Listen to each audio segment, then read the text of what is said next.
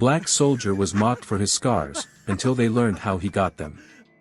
The Phoenix Veterans Administration Medical Center was bustling with the usual morning activity. Wheelchairs rolled down polished hallways, nurses checked charts, and the familiar sounds of medical equipment hummed in the background.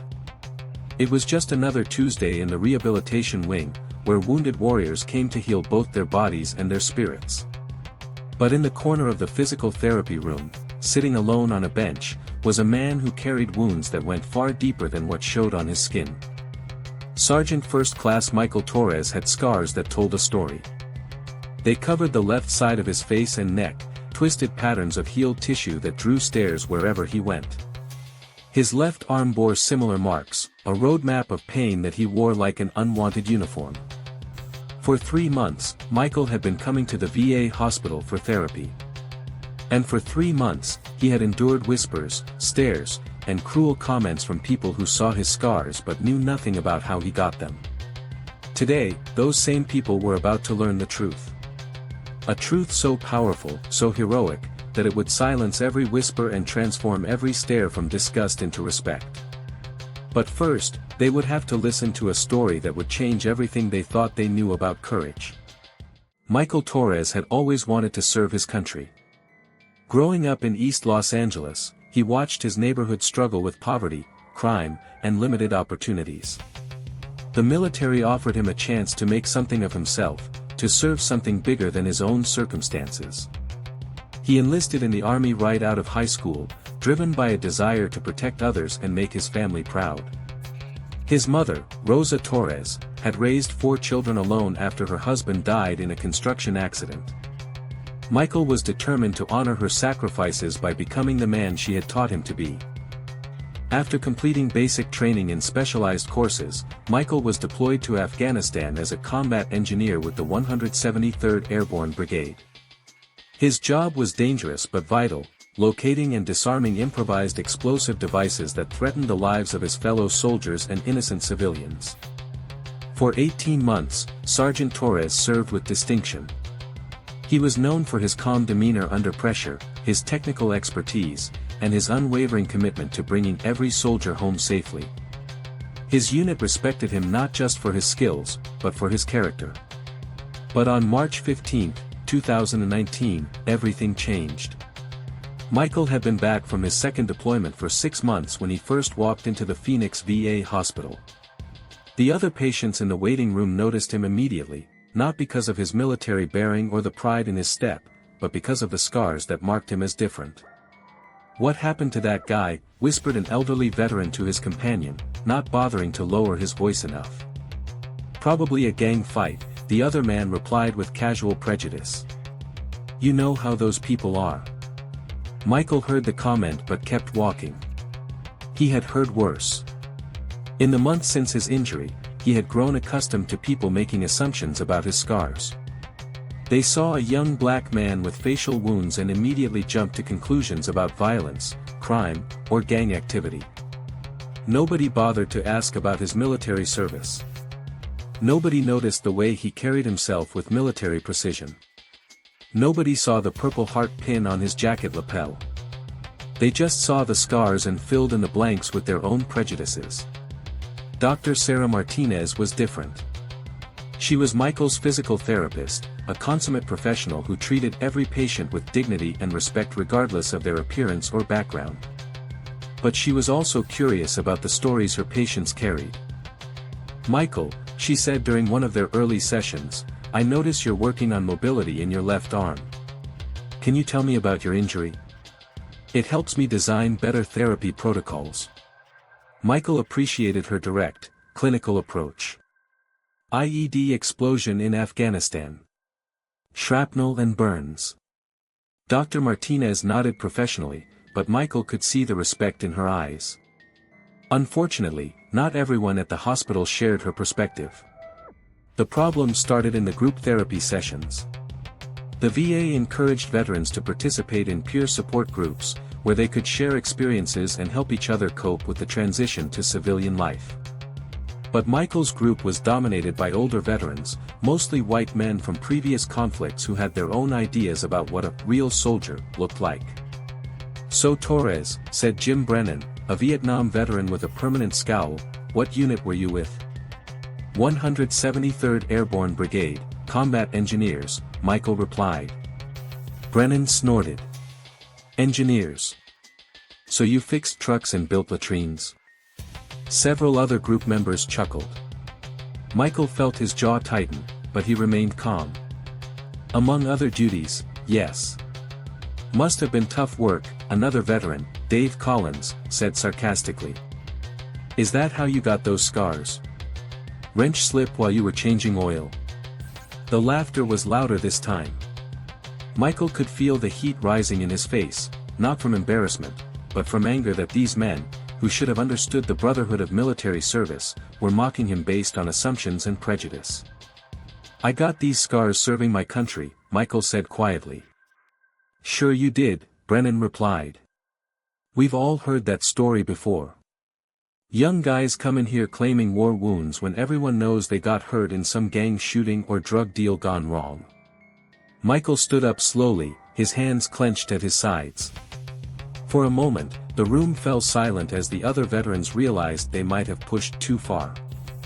"Gentlemen," Dr. Amanda Foster, the group therapist, interjected quickly. "Let's remember that we're all here to support each other." But the damage was done. Michael gathered his things and walked out of the room without another word. The harassment continued over the following weeks. Snide comments in the waiting room, suspicious looks from staff members who had heard the whispers, and deliberate exclusion from informal veteran gatherings. Michael began to dread coming to the hospital. The place that was supposed to help him heal was becoming another battleground where he had to fight for basic respect. But Michael Torres was a soldier. He had faced enemy fire and lived through explosions that would have killed lesser men.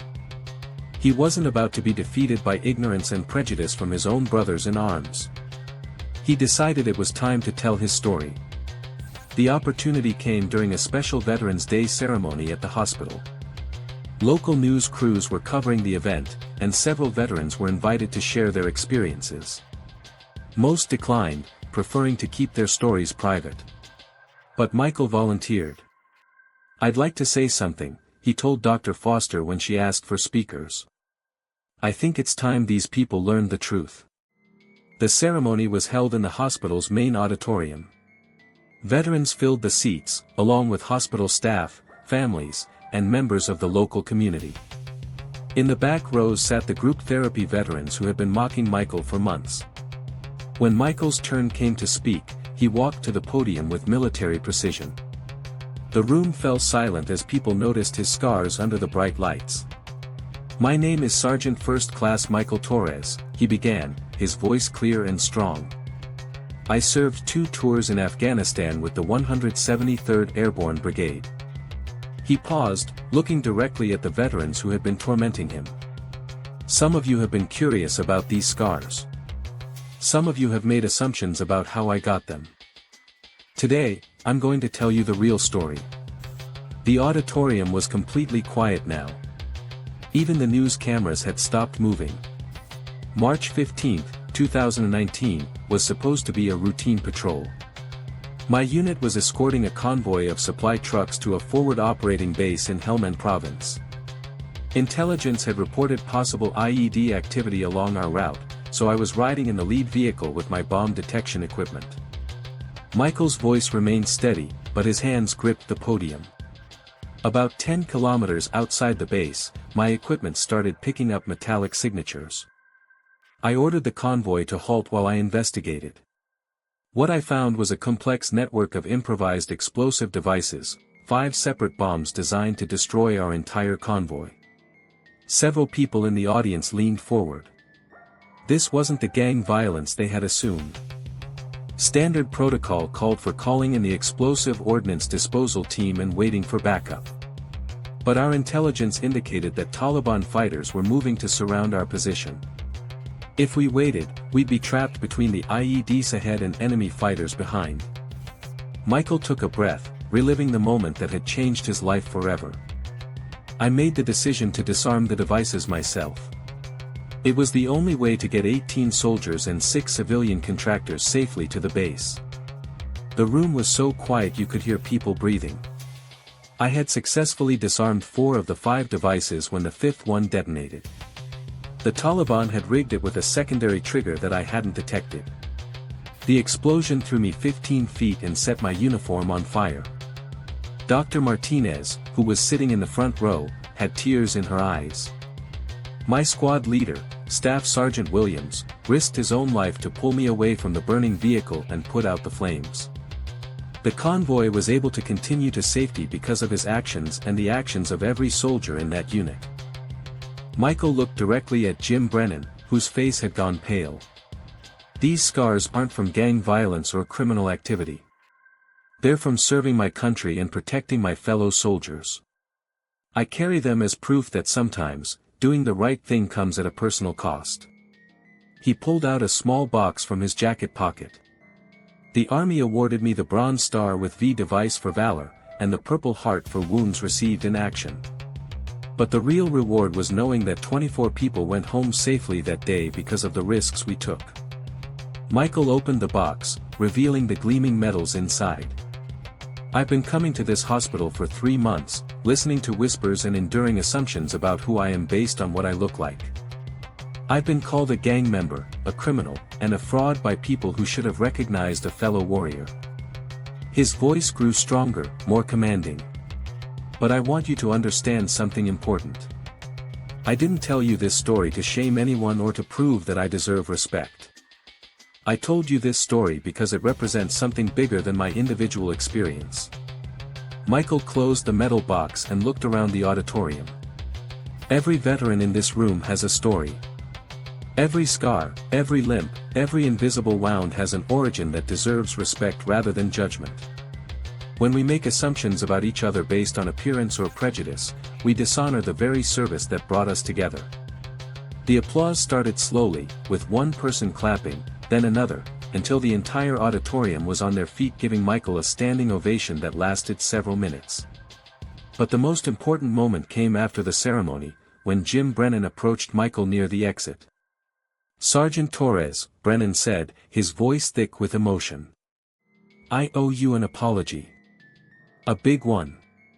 Michael looked at the older veteran, seeing shame and regret in his eyes.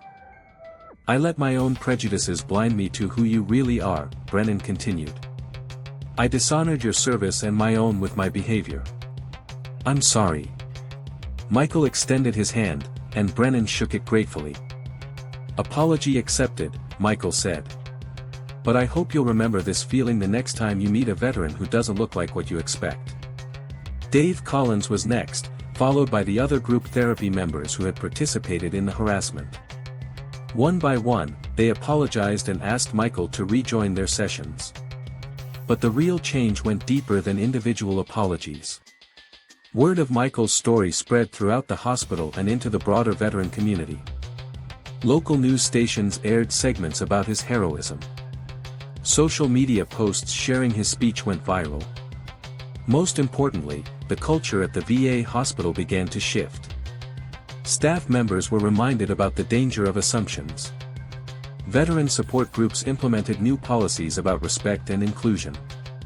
The hospital even started a program where veterans could share their stories to help others understand the diversity of military experience. 6 months later, Michael Torres was invited to speak at a National Veterans Conference in Washington, D.C. His message was simple but powerful: every warrior deserves respect, regardless of what they look like or where they come from. After his speech, a young black Marine approached him with tears in her eyes. "Sergeant Torres," she said, "thank you for telling your story. I've been dealing with similar prejudice at my local VA. Your courage gives me the strength to keep fighting for the respect I've earned." Michael smiled and put a hand on her shoulder. "Remember, you don't need anyone's permission to be proud of your service. You earned your place among warriors the moment you took the oath." Today, Michael Torres works as a veterans advocate, helping wounded warriors navigate the challenges of returning to civilian life. They represent courage in the face of danger. They represent sacrifice for others. They represent the price of heroism. But most importantly, they represent the danger of judging people by their appearance instead of their character. Jim Brennan became one of Michael's closest friends and strongest advocates. He now starts every group therapy session by reminding participants that assumptions based on prejudice dishonor the military brotherhood they all share. Look beyond the surface, he tells new group members. Listen to the stories. Honor the service. Because you never know when you might be talking to a hero. The scars that once marked Michael Torres as an outsider now mark him as exactly what he always was, a warrior who put others before himself, a soldier who answered the call when his country and his comrades needed him most.